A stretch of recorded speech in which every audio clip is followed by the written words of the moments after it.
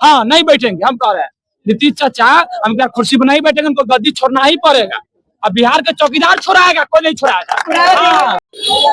Hello, you watching the locals. हम लोग आपको तस्वीरें दिखा रहे हैं पटना डाक बंगले की, चौराहे की, जहाँ पर आपको भीड़ ही भीड़ नजर आ रही होगी। दरअसल यहाँ पर एक बड़ा प्रोटेस्ट जो है वो चल रहा है दफादार चौकीदार का, और ये लोग जो है लगातार अपनी बहाली को लेकर के लगातार सरकार से मांग कर रहे हैं, और इसी वजह से बैरिकेड्स लगाकर इनको रोक दिया गया है। ये लोग सीएम आवास का घेराव करने की कोशिश कर रहे थे, लेकिन बैरिकेडिंग करके इन्हें रोक दिया गया। बैरिकेड्स की उस तरफ आप देख सकते हैं कि कितनी भीड़ है, और यहाँ पर भारी पुलिस बल की भी तैनाती की गई है। जो दंगा कंट्रोल वाहन है वो भी यहाँ पर है। हम कुछ लोगों से उस साइड जाकर के बात करेंगे जो इस प्रोटेस्ट में शामिल हैं, उनकी क्या प्रमुख मांगे हैं जिसको लेकर के वो लगातार यहाँ पर जो है वो बने हुए हैं। क्या बोलेंगे मुख्यमंत्री से? यहाँ पर काफी देर से बैठे हैं। हम लोग बैठे हैं काफी देर से, मुख्यमंत्री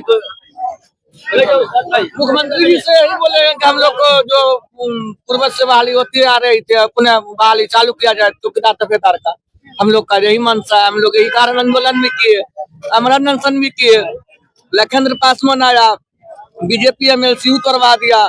अरुण भारती, चिराग पासवान का जीजा आया, उतरवा दिया।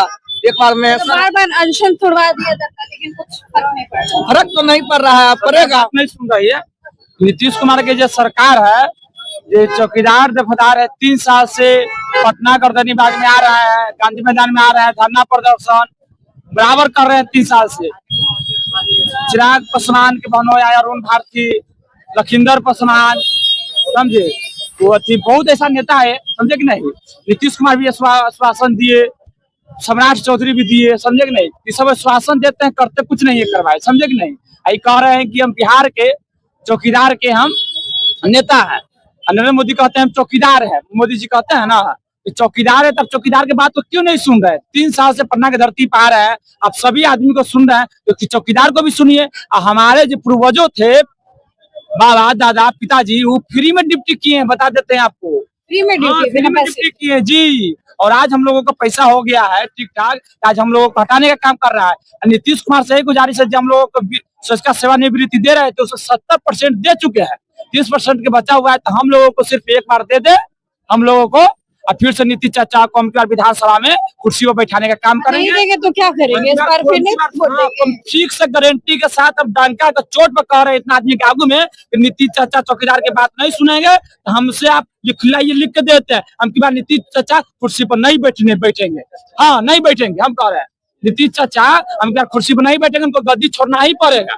अब बिहार के चौकीदार छोड़ाएगा, कोई नहीं छोड़ाएगा। हाँ, बिहार के चौकीदार उसको नीतीश चाचा को गद्दी निमन से छोड़ा देगा।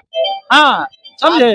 आपके चैनल के माध्यम से मैडम हम बताना चाहते हैं, आपको पता नहीं है चौकीदार दफेदार में इतना यूनिट है, पंचायत लेवल का हम लोग नौकरी करते हैं। ऐसा नहीं कोई विधानसभा कोई संसद में हम लोग ड्यूटी करते हैं। इससे पहले भी लालू सरकार कोई चीज पता है चौकीदार मार दिए थे। अरे बोलने दीजिए ना, उसके बाद बोलिएगा। लालू यादव जी को पता है कि चौकीदार में कितना वैलिडिटी है, कितना दम है, उसका सत्ता उखाड़ के फेंकने वाला बिहार से चौकीदार ही है, ये बात आप मानिए। नीतीश लालू जी को खुद पता है, नीतीश कुमार की वो पता है चौकीदार ही हमको बनाया।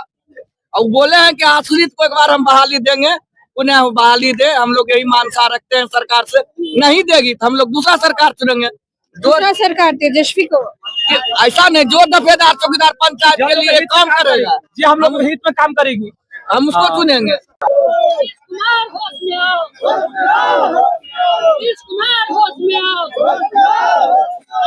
बहाली करनी होगी,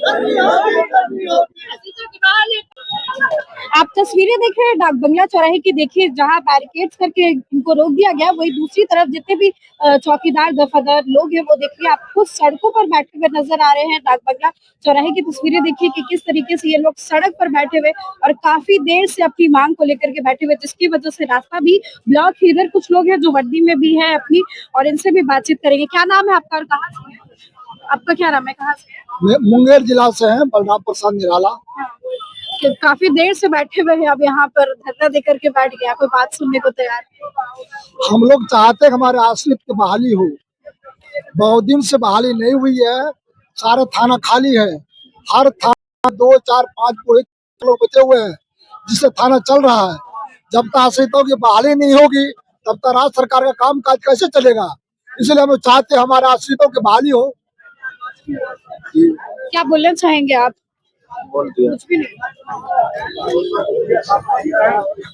आप बताइए, काफी दिन से आप लोगों की मांग है, एक दिन से नहीं काफी साल से बात है, आश्रितों को बहाली के लेकर के हम लोग नहीं सुन रहे हैं बात का। नहीं सुनेगा तो आगे बढ़ना है। आप क्या करिएगा, अब यहीं बैठे रहिएगा? और अभी क्या होगा तो मतलब बात अभी कब तक यहाँ पर आप लोग बैठे? अभी 2 घंटा देख रहे हैं। आदमी गया है वहाँ, नेता लोग गया है वहाँ मिलने के लिए। हाँ देखिए, डाक बंगला चौराहे की आपको तस्वीरें दिख रही है। काफी लंबे समय से इनकी मांग है कि जो दफादार चौकीदार है इनकी बहाली हो जाए, इनके जो पैसे हैं वो दे दिए जाए। अभी ये जो है अनएम्प्लॉयड टाइप्स फील कर रहे हैं और इसी की वजह से यहाँ पर भीड़ लगा कर बैठे और मुख्यमंत्री नीतीश कुमार से अपनी बातें कर रहे हैं। ये भी कहते हुए नजर आए कि अगर सीएम उनकी बातें नहीं सुनते हैं तो फिर उसका अंजाम उनको बिहार विधानसभा के चुनाव में देखने को मिलेगा, उन्हें सत्ता से उखाड़ फेंकेंगे। इस खबर में बस इतना ही। बाकी के अपडेट्स के लिए लोकलेंस देखते रहे।